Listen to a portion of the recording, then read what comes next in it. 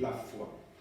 Dans les dictionnaires, normalement, on me dit la foi, c'est l'assurance donnée d'être fidèle à sa parole et d'accomplir exactement ce que l'on promet.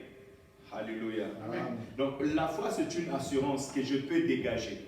Une assurance que tu peux dégager, d'être fidèle à la parole que tu as dit et d'accomplir ce que tu dis. Alléluia. Amen. Nous savons que Dieu est fidèle dans sa parole. Ça, tout le monde le sait. Nous savons que Dieu accomplit toujours tout ce qu'il promet. Mais de notre côté, on nous dit que si réellement l'Esprit de Dieu habite en nous, nous avons le fruit de l'Esprit, et parmi les fruits de l'Esprit, c'est la foi.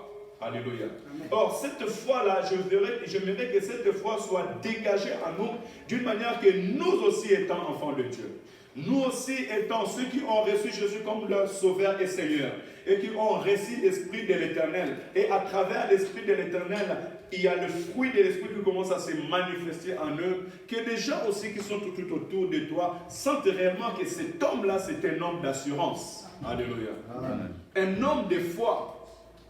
Un homme de foi, comme on vient de nous dire, que lorsqu'il promet quelque chose, il dégage cette assurance-là. Mais comment tu peux être un enfant de Dieu? Quand tu parles avec les gens commencent à rire.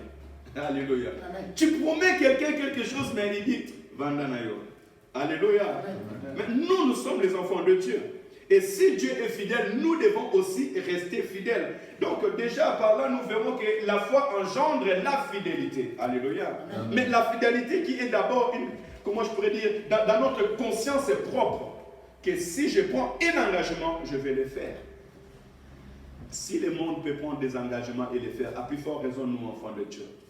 À plus forte raison, nous, peuple de Dieu. Pourquoi pas nous aussi, notre attitude là peut se changer. Alléluia. Amen. Un enfant de Dieu ne promet pas dans la bouche, mais il promet dans le cœur. Alléluia. Amen. Parce qu'il dit que toute parole qui sort de ma bouche sont vie. Même Jésus-Christ le dira. Il dit que toute parole qui sort de ma bouche sont esprit et vie. Ça veut dire que lorsque ça sort avec effet. Nous aussi. Et croyez-moi, si nous prenons cette attitude et nous vivons dans cette attitude, dans notre rayon, pour ne pas dire dans notre travail, dans notre maison, au milieu de nos amis, si nous sommes des hommes de la foi, ou bien des hommes qui dégagent l'assurance dans toutes leurs promesses, nous serons considérés. Alléluia. Amen. Or, la Bible me dit aussi, qu'est-ce que c'est la foi en Hébreux chapitre 11. Et nous allons déployer Hébreux chapitre 11. À partir du verset 4, pour voir les heureux de la foi, nous restons au verset 11 et nous prenons un exemple d'une femme qui a exprimé aussi la foi d'une autre manière. Or, la foi est une ferme assurance des choses qu'on espère, une ferme démonstration de celles qu'on ne voit pas. Alléluia. Amen. Il augmente encore dans cette parole. La foi est une ferme assurance aux choses qu'on espère. Or, les choses qu'on espère, ce sont des choses invisibles. Alléluia. Amen. Mais ça, c'est une assurance que nous, peuple de Dieu, nous, enfants de Dieu, nous devons l'avoir par rapport à notre Dieu. Alléluia. Amen. Par rapport à la parole de Dieu. Pourquoi? Parce que la Bible dit que la foi vient de ce qu'on attend, et ce qu'on attend vient de la parole de Dieu. Alléluia. Abraham, nous arriverons sur ce point qu'Abraham n'avait pas d'enfant. Il avait déjà 75 ans quand Dieu l'a appelé. Ça veut dire qu'il avait constaté dans sa maison qu'il était stérile ou sa femme était stérile. Alléluia.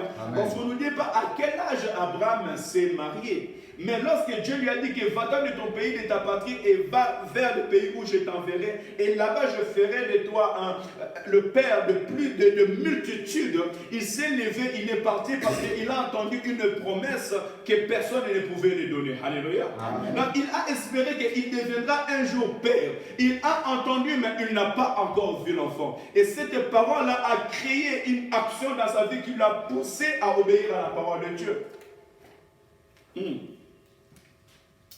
Si nous voulons marcher avec Dieu, nous devons espérer. Alléluia. Amen. Dans la parole de Dieu. Et cette assurance